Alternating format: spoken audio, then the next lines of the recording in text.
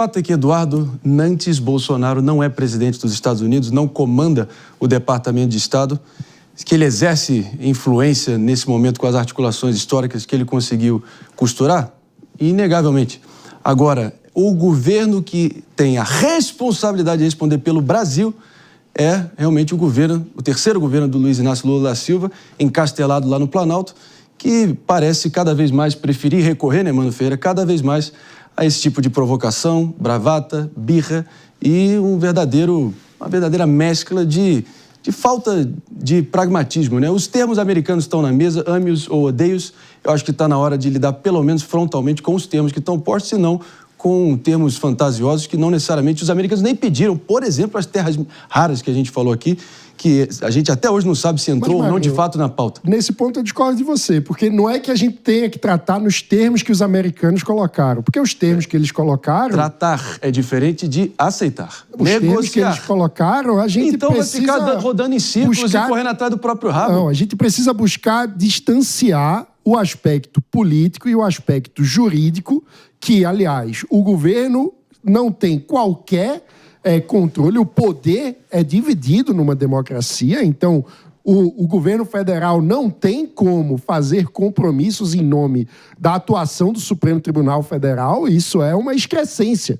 Mas, justamente por isso, porque é preciso diferenciar o aspecto jurídico e político do aspecto comercial, que é inaceitável que o governo fique esticando essa corda e colocando Eduardo Bolsonaro como protagonista nessa história. O que a gente precisa é virar essa página e trazer para a mesa os aspectos comerciais que podem interessar os dois países. Estamos falando de uma relação de mais de 200 anos e que, não à toa, a imprensa americana está tratando, e a imprensa britânica, inclusive, trouxe no Financial Times uma análise sobre essa situação que nós estamos vivendo entre os dois países, tratando como a pior crise diplomática em 200 anos da relação Brasil e Estados Unidos. E, com esse contexto, a informação no Washington Post, que saiu hoje, é que deve piorar, porque, segundo o jornal, o que vai acontecer é a publicação de um relatório pelo governo americano, no Departamento de Estado, trazendo novas relações, um relatório de direitos humanos, onde se fala, mais uma vez, das violações na avaliação do governo americano em relação à liberdade de expressão no Brasil por decisões do ministro Alexandre de Moraes e do Supremo Tribunal Federal de banimento de redes sociais de aliados do ex-presidente Jair Bolsonaro. E que a gente sabe, são questões que têm um ponto de mérito, que a gente precisa discutir como país soberano, como nós tratamos a liberdade de expressão. Mas, de um ponto de vista da relação bilateral e da relação econômica, a gente precisa separar essas questões, porque não é os Estados Unidos que deve ser ombudsman de como funciona a nossa justiça. Nós somos um país soberano, temos que nos comportar como adultos, temos que ser capazes de debater aqui, com as nossas instituições, com o que é que o Senado está fazendo, por exemplo, para trazer de volta garantias de segurança jurídica a respeito da liberdade de expressão no Brasil. Essa era a questão. Então, a gente precisa separar esses debates e manter a relação diplomática no campo da relação comercial. Eu acho que está lindo no papel, mas, de novo, parece que o ambiente está tão encardido e o debate está tão interditado e ali diretamente condicionado a realmente alguma composição mínima, algum reconhecimento dos termos que os americanos colocaram. Ou seja, de novo, o que o Mano falou aqui é o mundo ideal, mas acho que a gente tem que lidar frontalmente com o mundo real, amargo e difícil e complexo, por mais que ele possa ser. Jota, houve de fato essa repercussão no Financial Times, publicações também reforçando isso. Eu acho que o Mano está certo no seguinte aspecto, né, que de fato o presidente Lula não tem autoridade, muito menos deveria intervir no julgamento em curso, mas também é de uma ingenuidade escandalosa não reconhecer que o governo de turno no Palácio do Planalto e no Palácio da Alvorada tem, no mínimo, uma relação muito expressa com a grande parte do Supremo Tribunal Federal. E isso aí está expresso em os convescotes, a forma com a qual o próprio governo Lula seguiu ali defendendo, se solidarizando e articulando logo após as imposições da Lei Magnitsky, por exemplo. Então, seria ingenuidade imaginar que não é possível que tenha um canal que poderia ser acionado nesse sentido, né? Senão parece que não vai resolver nunca. É um tratado eleitoral que dura há 4 anos, né? Dura há 4 anos essa junção entre o Poder Judiciário e o atual Poder Executivo, que está com os tempos contados. Eu só discordo do Mano no ponto... aliás, no mundo ideal, como bem colocou o André, eu concordaria. A intenção é que nós, brasileiros, resolvamos o problema das nossas instituições internamente.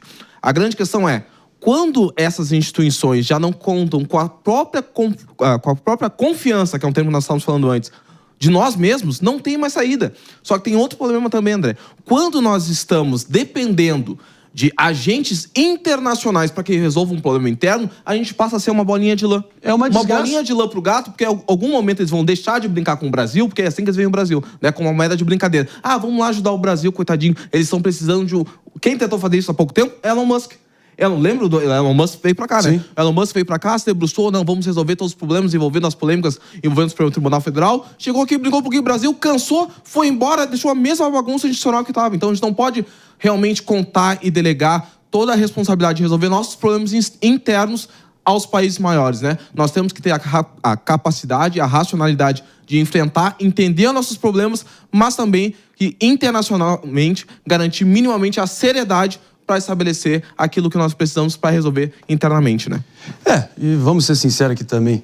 É importante a gente só pontuar que essa exigência do governo americano só parece impossível para muitos, porque, enfim, seria necessário um recuo dessa aliança tácita entre o governo federal e o STF, e isso representaria uma vitória indiscutível de redenção máxima ao bolsonarismo. No fim, é tudo política, mas fica difícil também falar em independência da atuação do próprio judiciário e dos ministros do Supremo há um muito bom tempo. E esse laço de confiança com os governados está completamente esgarçado. Eu discordo dessa leitura. O fato de haver, eventualmente, interesses em comum cor-de-rosa à vontade. Não deve ser confundido com falta de independência. A gente sabe que o Supremo Tribunal Federal, obviamente, tem vida própria. No momento, lá atrás, quando o ex-presidente Lula que era o alvo de questões judiciais, o Supremo chancelou, inclusive, a prisão do presidente Lula. Então, não dá para ficar dizendo como se os alinhamentos momentâneos em função das circunstâncias fossem uma subordinação do Poder Judiciário.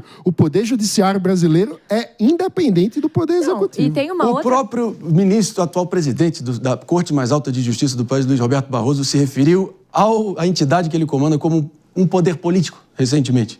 A gente não vai levar ao pé da letra o que o próprio presidente do STF fala? Não, então, André, mas...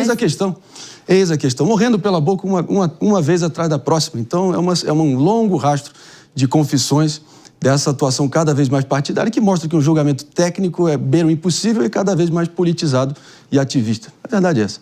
Aninha, tem uma questão aí que eu acho que é importante, que diz respeito a como nós nos reconhecemos como país. Existe uma série de questões que envolvem o Supremo Tribunal Federal. Eu não estou aqui para passar pano.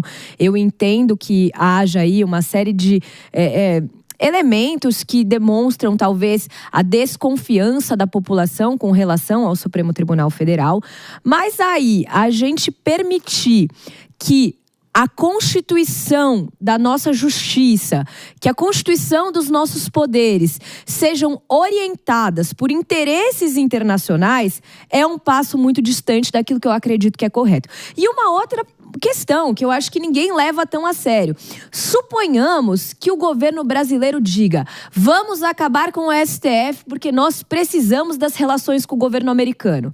Tem duas questões aí. A primeira a gente não tem garantia nenhuma que o Trump vai voltar atrás com essas tarifas, né? Porque ele pode simplesmente falar: não, mas agora eu gostei, eu vou continuar dessa forma.